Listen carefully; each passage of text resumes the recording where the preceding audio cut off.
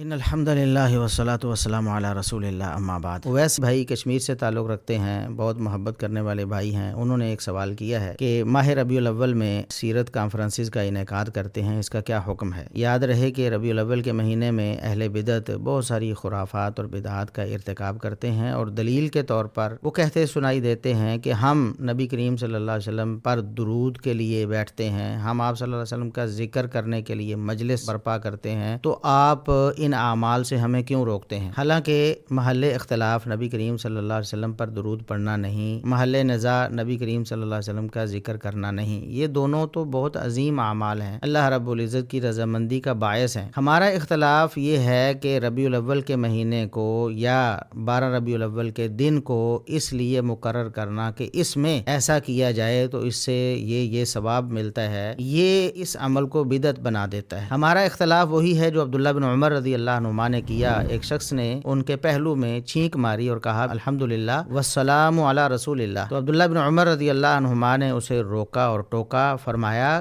اللہ کے رسول صلی اللہ علیہ وسلم پر سلام میں بھی پڑھتا ہوں، میں اس کا منکر نہیں ہوں، لیکن لیسا ہاکذا علمنا رسول اللہ صلی اللہ علیہ وسلم، اللہ کے رسول صلی اللہ علیہ وسلم نے ہمیں اس موقع پر درود پڑھنا نہیں سکھایا، اس موقع پر تو اور دعا سکھائی ہے، آپ نے اس دعا میں اضافہ کر کے ساتھ میں درود شامل کر دیا، حالانکہ درود پڑھنا ایک عظیم عمل تھا۔ عبداللہ بن عمر رضی اللہ عنہما نے بتایا کہ میں درود کے حوالے سے اختلاف نہیں کر رہا، میں اس وقت کے تعین کے حوالے سے اختلاف کر رہا ہوں۔ بعینہ ہی ہمارا بھی اختلاف ہمارے بھائیوں سے یہ ہے کہ آپ درود کی محفل لگاتے ہیں یا آپ ذکر مصطفیٰ کی محفل لگاتے ہیں، یہ یقیناً بڑے باسعادت اعمال ہیں، لیکن انہیں کرنے کے لیے ربیع الاول کے مہینے کا التزام کر لینا یا 12 ربیع الاول کے دن کا التزام کرنا اور اس کو باعث ثواب سمجھنا، یہ بدعت ہے۔ اس دن میں ہمیں اللہ کے رسول صلی اللہ علیہ وسلم نے ایسا نہیں سکھایا، اس مہینے میں اللہ کے رسول صلی اللہ علیہ وسلم نے خصوصی طور پر ان اعمال کو سر انجام دینے کی تعلیم اور ترغیب نہیں دی، یہ ہمارا اختلاف ہے۔ اب جو کانفرنسز کرتے ہیں ان کا کیا حکم ہے؟ اس کی دو صورتیں ہو سکتی ہیں۔ ایک صورت تو یہ ہے کہ وہ رد بدعات کے لیے ایسا کرتے ہیں، کیونکہ اس مہینے میں کثرت کے ساتھ بدعات کا ارتکاب کیا جاتا ہے، تو کانفرنسوں کا انعقاد ہونا چاہیے، لوگوں کو بتانا چاہیے کہ محبت رسول کا تقاضا کیا ہے، محبت رسول کا صحیح طریقہ کیا ہے، اطاعت رسول میں نجات ہے، صرف نعروں سے نہیں بلکہ عمل کرنے سے،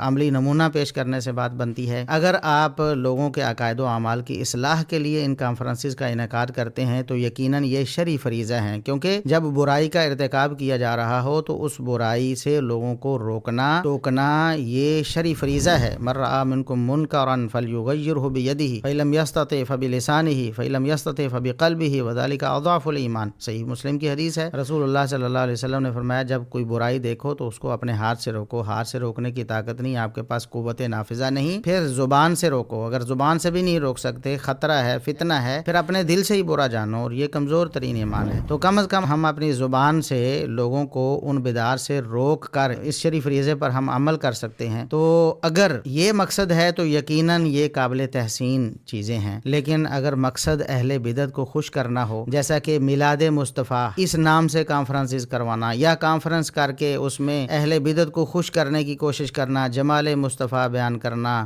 سیرت مصطفیٰ اس طرح بیان کرنا کہ بجائے ان لوگوں کی اصلاح ہونے کے وہ سمجھیں کہ یہ لوگ بھی تو یہی کام کر رہے ہیں جو ہم کر رہے ہیں۔ اگر آپ نے سیرت مصطفیٰ ہی بیان کرنی ہے، جمال مصطفیٰ ہی بیان کرنا ہے، تو پھر اس کے لیے پھر ان دنوں کا تعین کرنے کا کوئی مقصد نہیں ہے۔ ان دنوں میں تو آپ بدعات کے رد کے لیے میدان میں آئیں، لوگوں کو صحیح طریقہ بتائیں، سنت بتائیں، ان کو صراط مستقیم کی طرف راغب کریں، تب تو کامیابی ہے، ورنہ پھر اہل بدعت کی نقالی ہی رہ جائے گی۔ اللہ رب العزت ہمیں ہدایت نصیب فرمائے۔